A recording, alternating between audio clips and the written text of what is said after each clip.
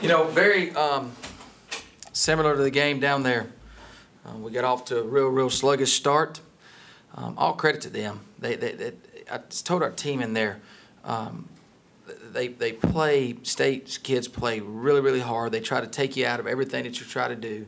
And if you can get real tough and push through that, then you got a great chance of beating them. And we were not real tough to start the game. And they got after us. They got up the line.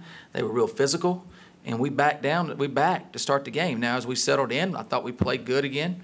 But you can't put yourself in the hole. 19-4 there to start the game. That's just unacceptable. And you got to make shots early in the game. You got to make shots when it counts there. And we didn't make those. And so hats off to them. They've got a really good team. They play really hard. And you know, I thought we did a real good job at times today. But Vivens played really well. And I told our team, the last thing I say, you know, you all wonder why they got their fan base is improved so much. They draw better than their men draw down there. And it's because they play hard. And the fans respect that. So, you know, it is what it is right there, and we'll regroup. The league is at a spot right now where it's very top-heavy with seniors, and State's one of those teams with a lot of seniors. And, you know, our young kids have got to continue playing hard and continue to get better there. And, you know, State played like a senior veteran team right there all throughout that game, so all credit to them. How do you help your girls acquire toughness, Matt, and avoid that kind of start? You know, just keep working with them every single day. And we've had rough starts there, but we're acquiring it every single day.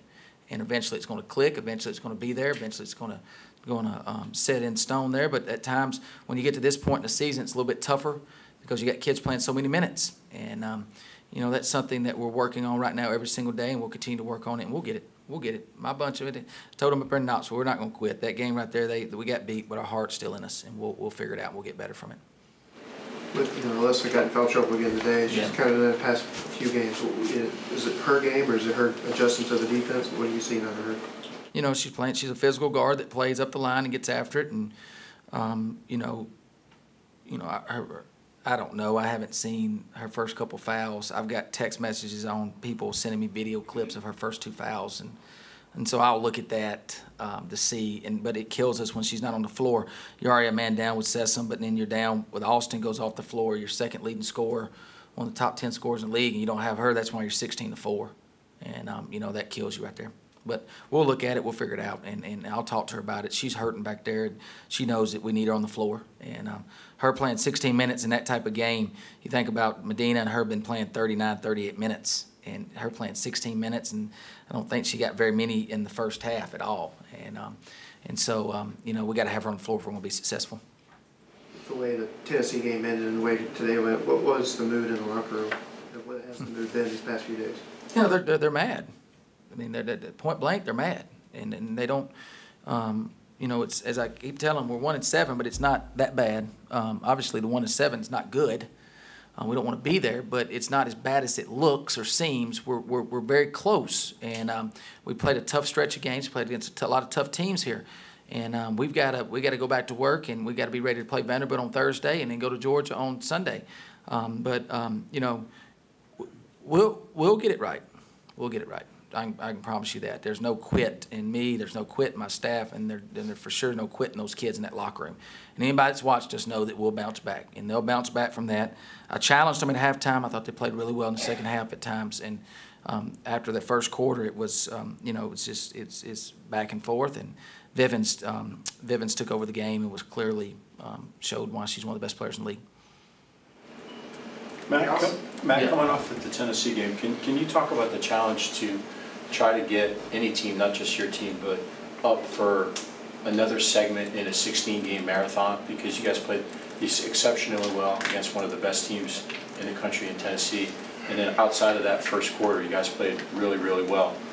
Just to sustain that kind of an effort through 4 quarters, through 16 games in this game. I tell my fiance, I think we're the best 32-minute team in the country. We got to figure out the other 8 minutes, and that's something we're working on. You know, is it because our legs go on us? Is it because we're playing kids too many minutes? You know, you're trying to figure all that out. There's a lot of film work that we're working on, trying to figure out why we have those lulls. But you know, I thought some kids grew up today. I've challenged China Nixon freshman out there playing on a big stage, 6 points, 8 rebounds. Very happy with her. She's got a bright future. She's playing a lot of minutes that you wouldn't want her to play at this point in her career. You want her to be a freshman that's getting 10, 11 minutes a game. But she's having to play a lot older than where she's at, and she's a kid that didn't get a lot of work with us this summer because she didn't report to school till September. And you got Promise Taylor in there, probably the most talented young post player in this league. I think it was very evident today going against Tiara in there. Tiara's probably one of the best post players in the country, if not the best one in the country in terms of the 5 position.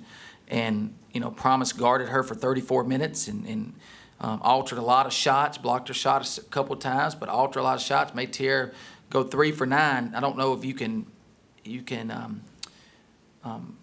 I don't know if you can find a game where she's had that poor of a shooting game. She's usually 8 for 9 because she's so much bigger and stronger than people. And then Promise got the ball. She goes 5 of 6 on her end. And so you talk about those 2 kids from a future standpoint are as good as there is in this league. And I think Taylor she very easily is one of the top 2 freshmen, 2 or 3 freshmen in this league. And again, another player that didn't get anything with us this summer because of reporting to school late. And got a little bit with us in August, there at the end of July, August. And, that her future is going to be real, real bright as she continues to get stronger, continues to get us full summer of conditioning and toughness stuff that we do there. And around the basket, she's as good as there is. So, I was real proud of them. There's a lot to take away from it. We had some players that really did some good things today. But, when Alyssa only gets 16 minutes, that kills us. She's somebody that needs to play 38, 39 minutes and needs to be very good in those 38, 39 minutes. And foul trouble harped her today. She never really could get in the flow of things. We'll be back. We'll be back. Our bunch will be ready to play come Thursday. Anything else? Thank you, guys.